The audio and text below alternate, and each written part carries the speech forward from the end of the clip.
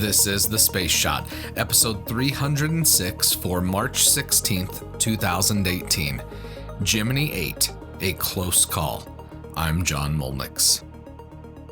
It's March 16th, 1966. Neil Armstrong and David Scott are strapped into their Gemini capsule, awaiting liftoff on the 6th crewed mission of the Gemini program. At 9 a.m. Eastern Standard Time, an Agena target vehicle launched from Cape Canaveral, and just a short time later, Gemini 8 lifted off on its mission to rendezvous and dock with that Agena. At 10:41 a.m. Eastern Standard Time, Gemini 8's engines roared to life. The hypergolic Aerozine 50 and nitrogen tetroxide ignited on contact, producing 430,000 pounds of thrust. Armstrong and Scott were on their way. The launch went off without a hitch, and after rendezvousing with the Agena, the two spacecraft were docked on the 5th orbit. This was the first time in history that two spacecraft docked in orbit of Earth. Docking two different spacecraft was an essential part of future Apollo missions to the moon, so NASA needed to prove this capability as soon as possible in order to understand the challenges involved. A short time after docking is when things started to get a little scary. Gemini 8, CSQ Capcom, contact, how do you read? We got serious problems here with it. We're doubling end over end, but we're disengaged from the Agena. Okay, we get you a spacecraft 3 indication here. Say again? We're showing you spacecraft 3. What needs to be the problem? They're rolling up and we can't turn anything off. Signaling increasing in a left roll. CSQ flight. Go ahead, flight. Did he say he could not turn the Agena off? No, he says he is separated from the Agena and he's in a roll and he can't stop it. His reg pressure is down to 0, his ohms reg helium pressure. Quote, about 27 minutes after docking, at 5:41 p.m., the combined vehicle began to go into a violent yaw and tumble. Armstrong disengaged the Gemini capsule from the Gemini Agena target vehicle, causing it to roll, pitch, and yaw even more rapidly than when it was connected to the Agena, approaching and possibly exceeding a rate of 1 revolution per second. Say again?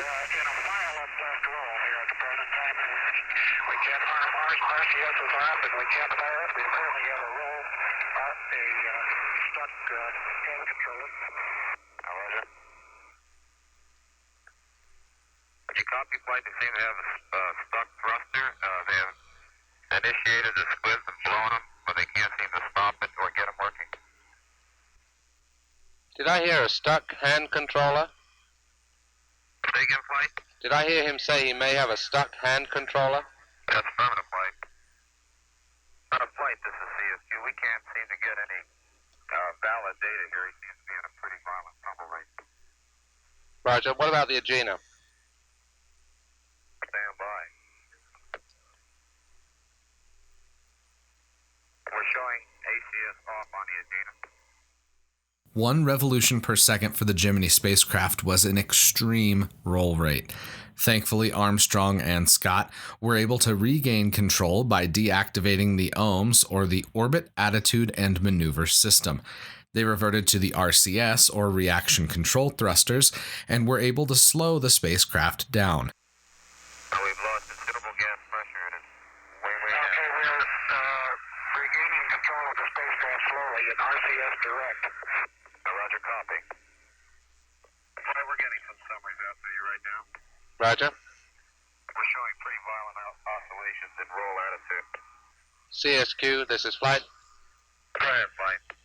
He has blown 1 RCS ring, is that right? Say again? That's Both, you're right. Both. Got it. We're pulsing these RCS pretty slowly here, so we don't, it's all roll right. We're trying to kill our roll rate. Okay, fine, keep at it. Flight, he's blown both RCS rings. Yeah, I understand. That's one switch. Roger. On a flight, CSQ. Go ahead. The Agena is tumbling violently also at this time. Roger, I understand you have ACS off, right? That's affirmative. CSQ flight? No. Okay, you better get that ACS on and get it in FC1. Roger, roger. CSQ, this is flight. Go ahead. Find out how much RCS fuel he has used and if he is just on one ring. Roger. During this process, they used up 75% of their RCS fuel, which necessitated an immediate abort and return to Earth. Retrofire rockets were fired on the 7th orbit, slowing the spacecraft down so that it could re-enter Earth's atmosphere. Gemini 8 splashed down in the Pacific Ocean just 10 hours after launch. Even though the mission ended early, the primary objective, the docking, was accomplished, albeit in a manner that NASA wasn't expecting. Both Armstrong and Scott flew on missions after Gemini 8. Armstrong, as I'm sure all of you know, flew on Apollo 11, becoming the first human to walk on the moon. David Scott flew on Apollo 9 and later walked on the moon during Apollo 15. I've talked about these two missions before, back in episode 67 for Apollo 11 and episodes 73 and 77 for Apollo 15, so check out those archived episodes to learn more. Here's a quick bit of launch history to end today's episode. SpaceX launched the EchoStar 23 on an expendable Falcon 9 rocket on March 16, 2017.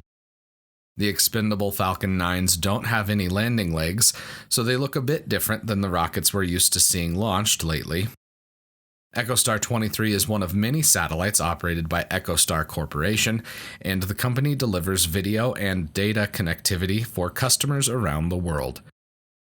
51 years elapsed between the launch of Gemini 8 and EchoStar 23. It's incredible how much has changed in that half-century between launches, and it makes me very hopeful for the future. Before you go, if you have ideas for the show, send them to me. If you'd like something discussed, have an idea for an interview, or have any burning questions you need to have answered, send me an email. As I'm gearing up to move into the second year of the podcast, I'd love to dive into topics in greater detail with more podcast guests. So, please send any ideas or questions to john@thespaceshot.com. That email will also be in the show notes. In tomorrow's episode, we've got a couple birthdays. I'd be incredibly grateful if you could share the podcast with your friends and family. Tag one of them and let them know about your favorite episode. I'd also really appreciate it if you could venture into the Apple Podcasts app or your podcast app of choice and leave a review for The Space Shot. A steady stream of reviews helps ensure that The Space Shot is more visible in the Apple Podcasts app. As always, the show notes have more information on today's episode. You can hit me up on Instagram and Twitter. Find me at John Molnix. I'm always up to chat. You can also connect with me on Facebook. Just search The Space Shot or click the link in the show notes and you'll find me. I'm John Molnix, and I'll catch you on the flip side.